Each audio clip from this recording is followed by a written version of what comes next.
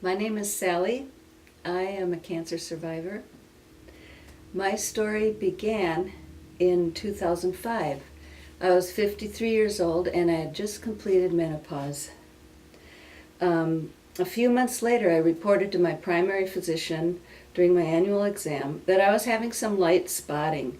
And she said, "Oh, we should watch this because once you've completed menopause, there shouldn't be any bleeding." So she ordered a vaginal ultrasound in April of 2006, and it came back normal. So I was basically told not to worry, but we'll watch this. In February of 2007, I was still spotting every 3 to 4 months, so I reported this to my primary physician a second time. She said, "Let's get another vaginal ultrasound." So we did that, and I was told it was normal, not to worry. And then my physician said something about an endometrial stripe number, and because of that number, I shouldn't worry because I did not have cancer. During that March 2007 exam, my physician also said maybe we could get an endometrial biopsy, but it would be premature at this time, and it's really not necessary because my ultrasound was normal. And that physician also said I had a very small cervix because I've never had children, and that it would be difficult for her to perform an endometrial biopsy in her office. Several months passed. Labor Day weekend in 2007, I suddenly got nonstop bleeding. I was pretty concerned about this, so I called the physician's office and said, "Hey, we got to do something now. I'm getting this nonstop bleeding." So at my September 17th appointment, she said, "Let's try an endometrial biopsy now." Well, she was unable to get past my little cervix, so she said, "Well, I can't do it, but you really don't need a biopsy because you don't have cancer." And this was based on those 2 ultrasounds I'd had several months earlier. So that endometrial stripe number supposedly proved that I didn't have cancer, so I took her word for it. At that time, she also said, "Why don't you try Premarin? That's a cream. It's an estrogen cream, and since you don't have cancer, this Premarin might make you feel better. It might make you bleed more. It might make you bleed less. But why don't you try it?" And meanwhile, she was going off to maternity leave and said, "I'll see you next March when you come in for your annual PEP."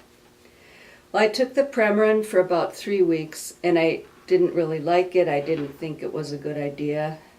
So I stopped, called the office, and my doctor was out on maternity leave, but the office said, "Why don't you see a gynecologist?" So 19 months had passed between my original report of postmenopausal bleeding and seeing a gynecologist. First thing the gynecologist did is take an endometrial biopsy.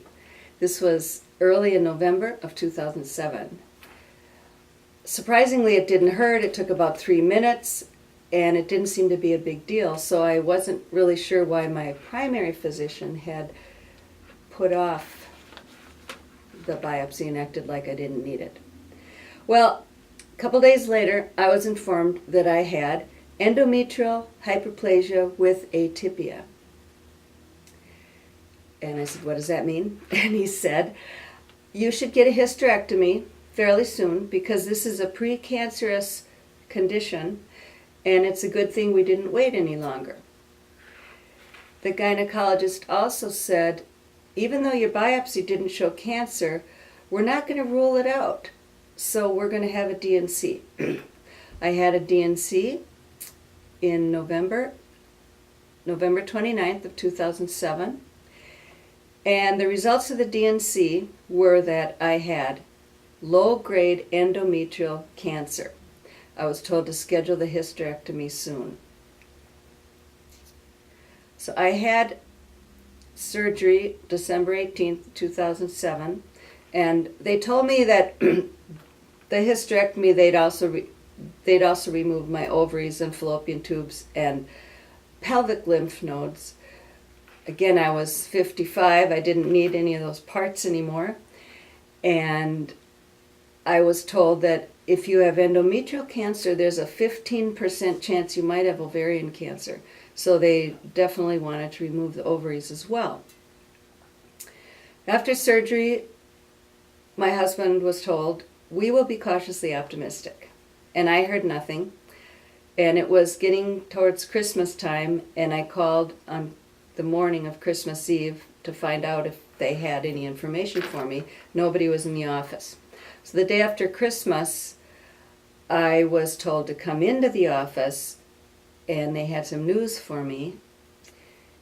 I didn't like the sound of that, but they said that they had sent my pathology report to an East Coast hospital for further analysis, because what they found was a 3.8 centimeter tumor in my left ovary that had spread to the right ovary and fallopian tubes, and that the endometrial cancer had spread into 60% of my uterus.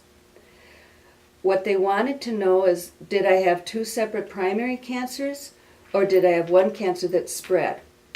They decided that I had stage 2C ovarian cancer and a separate primary of stage 3C endometrial. The protocol was to have me take 6 rounds of chemotherapy, Taxol and carboplatin. I was given a port up here, and I went through that, a chemotherapy, over a 5-month period.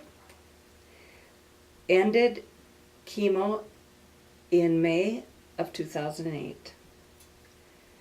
I had 3-month follow-ups, then 6-month follow-ups, then annual follow-ups.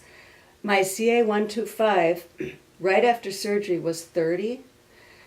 During the follow-ups after the chemo, it was 3, sometimes as high as 5. So I consider myself really lucky, and now it's been almost 10 years. I've never had a recurrence.